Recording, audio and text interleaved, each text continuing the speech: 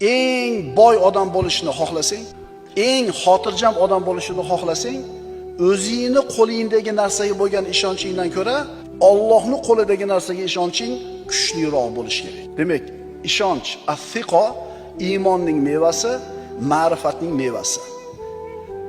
Allohni tanisang, albatta unga ishonasan. Allohni tanisang, Allohga suyanasan.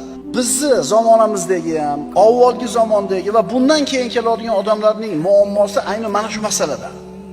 Allohga bo'lgan ishonchi zaif. Mana shu masalada odamlar biri ikkinchisidan farqlanadi. Tushunarlimi? Kimdir ishonchi qattiq, ishonchi kuchli, xotirjam turadi, Allohda aytgani bo'ladi deydi. Yana bitta odam xuddi shu gapni aytadi, Allohda aytgani bo'ladi-yu, vahimada turadi. Qo'rqib turadi. Nima bo'lar ekan?